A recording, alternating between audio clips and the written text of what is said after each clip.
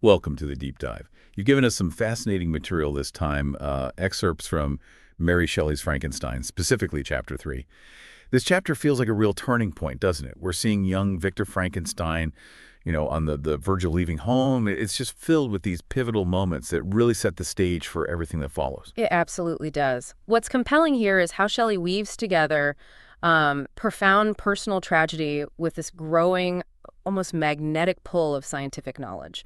This isn't just Victor heading off to university. It's about understanding the formative, emotional and intellectual landscape that's going to foster his extraordinary and ultimately tragic ambitions. Exactly. When you dig into these pages, what would you say are the most significant threads that Shelley is weaving? For me, it's the overwhelming impact of loss right from the start, and then this almost irresistible draw towards scientific discovery. Those really stand out. Those are definitely central, yeah. The loss of his mother acts as this major catalyst. It creates a void, and then the encounters with his professors, they provide that intellectual spark that really directs his path. Both forces shape his journey in incredibly significant ways. Let's start with that initial setback. Victor's about 17, poised to leave the University of Ingolstadt. A huge step, really, moving beyond Geneva for his education. His father thought it was crucial, right, to broaden his horizons. Yes, exactly. It signifies a departure from the familiar, the comforts of home, towards a wider intellectual world. This move is clearly meant as a positive step in his development. But then, just like that, Elizabeth gets scarlet fever, and Shelley portrays it as quite serious. Indeed. Victor explicitly calls it the first real misfortune, and Shelley presents it almost like a shadow, a foreshadowing of future suffering. This illness and what happens next, it disrupts his plans and brings in this very real sense of potential loss. And in the middle of this crisis, Victor's mother, Caroline, insists on nursing Elizabeth herself. Out of selfless love, even though others pleaded with her not to, is just heartbreaking because her devotion leads directly to her own fatal illness. It's such a pivotal moment. It highlights this profound theme of sacrifice and its unintended consequences. Her act of compassion saves Elizabeth, but tragically costs her own life, becoming the source of immense grief for the family. What's fascinating here is how Shelley establishes these incredibly strong family bonds early on. It makes the later fracturing of those bonds just all the more devastating. Absolutely. And Shelley really zooms in on the mother's deathbed scene. It's so moving. Her thoughts are completely for her loved ones. She joins Victor and Elizabeth's hands, expressing her hope for their future union, and she entrusts Elizabeth with caring for the younger children. It's a really powerful depiction of maternal love and, responsibility, even facing death.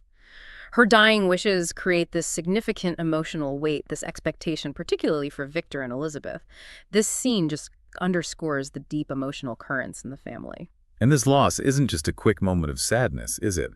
Shelley emphasizes the profound grief, the emptiness it leaves. Victor even mentions his departure being postponed because of it.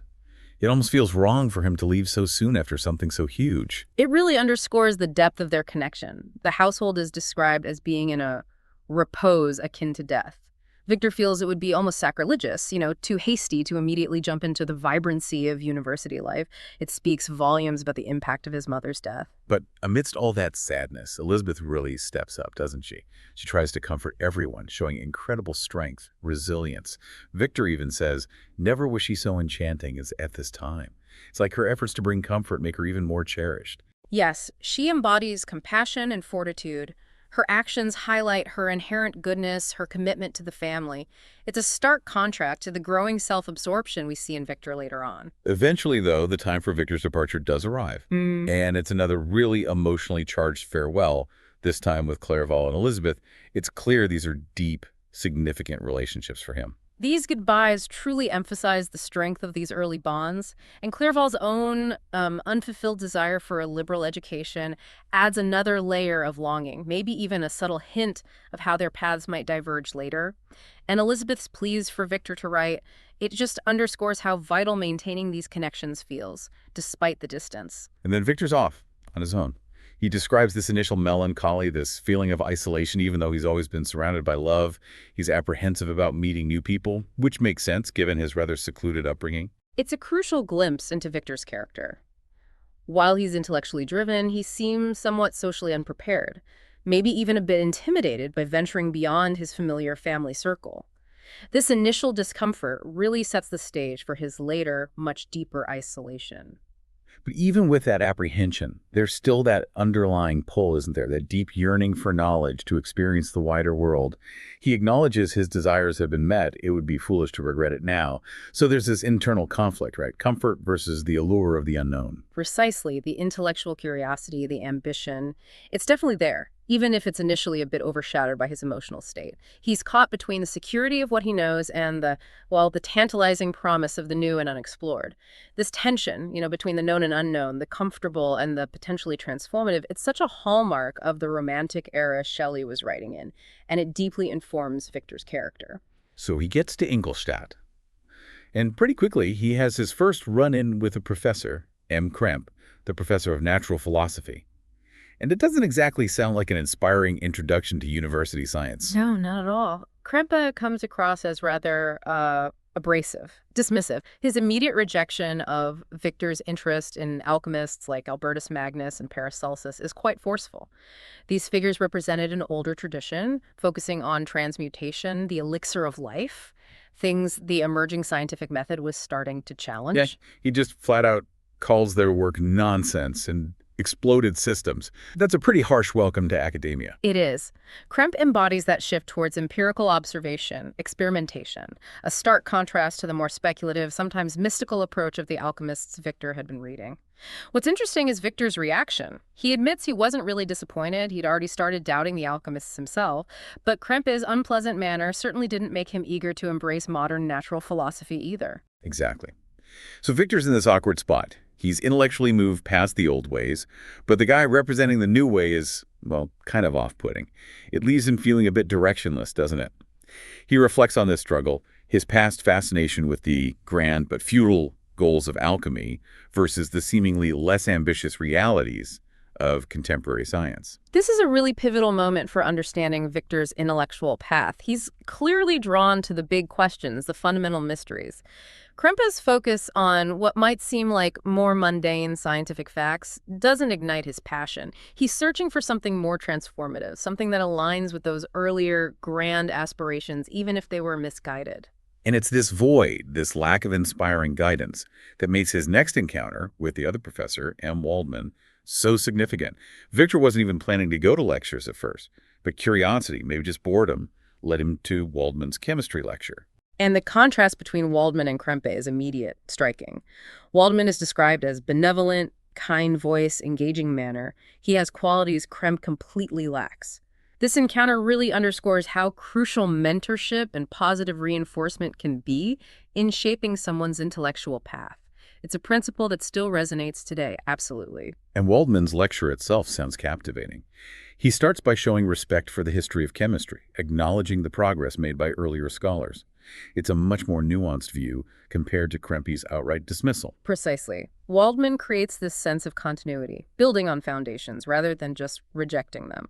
That approach is likely far more appealing to someone like Victor, who's already shown an interest in historical scientific thought. And then Waldman delivers this incredibly powerful line, this contrast between the ancient alchemists who promised impossibilities and performed nothing, and the modern chemists who, despite focusing on practical things, have actually performed miracles. He gives examples like understanding blood circulation, the nature of air. It's like he's redefining what grandeur really means in science. This is it, the definitive turning point. Waldman's words just resonate so deeply with Victor. He's not just listing achievements, he's portraying modern science as this potent force, capable of unlocking nature's deepest secrets, even wielding almost unlimited powers. This speaks directly to Victor's intense desire for profound knowledge and, well, influence. And it works. Victor describes how Waldman's words spark this singular thought, one conception, one purpose, to pioneer a new way, delve into the deepest mysteries of creation. It sounds almost like a religious conversion, this sudden, all-consuming passion. It truly is a moment of intense intellectual awakening. The language Shelley uses, insurrection and turmoil, suggests this profound internal shift, a complete redirection of Victor's focus. He spends the whole night sleepless, utterly consumed by this newfound ambition. And it's not just a fleeting whim, is it? The very next day, Victor actively seeks out M. Waldman. And even in private, Waldman remains just as affable, just as encouraging. Waldman's consistent, benevolent manner really solidifies his positive influence. Their private chat deepens their connection and nurtures Victor's burgeoning scientific curiosity. What's particularly interesting is when Victor mentions his past fascination with the alchemists, Waldman doesn't dismiss them like Kremp did. He offers a much more generous view, right?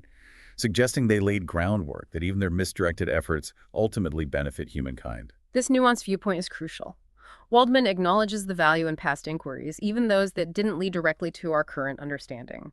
It validates Victor's earlier interests in a way Krempe's harshness never could. Waldman fosters respect for the whole history of scientific thought. And Victor explicitly says Waldman's lecture wiped away his prejudices against modern chemists. So Waldman completely turned his perspective around. Exactly. Waldman hasn't just inspired Victor, he's effectively addressed his prior reservations about the field. He showed Victor that modern science can be grand and that it builds on rather than just discards the efforts of the past. And Waldman doesn't just stop at inspiration. He gives Victor practical advice, telling him that to be a true scientist, he needs to study all branches of natural philosophy, including math. It's a comprehensive approach. This advice gives Victor a clear, actionable path. It's not just about the thrill of discovery. It also emphasizes the rigorous study, the broad foundation needed to actually contribute meaningfully. And then, to top it all off, Waldman actually shows Victor his laboratory and offers him access to his equipment. That's an incredible act of mentorship. It is. This hands-on approach, the generous offer of resources, it's invaluable. It moves Victor beyond just theoretical interest and gives him the tangible means to actively chase this newfound passion. Victor wraps up the chapter saying the day he met Waldman was memorable and ultimately decided my future destiny. And you can really see how everything before the loss of his mother, the discouraging meeting with Kremp, and then this transformative encounter with Waldman all converged to set him on this very specific, very consequential path. Absolutely. This deep dive into Chapter 3 really shows that Victor's path isn't set in a vacuum. It's the result of this complex interplay between a deeply personal loss, creating a void, and a compelling intellectual encounter, filling that void with this all-consuming, singular ambition. So it really makes you wonder, doesn't it? How might Victor's life have gone differently if his mother hadn't fallen ill? Or if his first encounter with a science professor had been with someone like Waldman from the start, or maybe someone else entirely? That's a crucial point to think about. These early experiences are clearly foundational. A different set of circumstances could very well have led Victor down a completely different intellectual path, or maybe even led to a life less dominated by this intense and ultimately destructive obsession. This early chapter truly lays the essential groundwork for understanding the complex motivations and then the inevitable tragic consequences that unfold later in the story. It really reveals the formative influences shaping Victor's ambition and ultimately sealing his fate. It highlights the powerful, sometimes unforeseen ways that deeply personal experiences can get tangled up with intellectual development, sometimes leading to outcomes that are both extraordinary and devastating. And it underscores how a single, seemingly chance encounter can dramatically alter the course of someone's intellectual journey, their whole pursuit of knowledge. It's a potent reminder, isn't it, of how loss, as devastating as it is, can sometimes, maybe inadvertently, open doors to new directions, unforeseen directions, and how a single connection, a single voice of encouragement can resonate so profoundly it changes everything.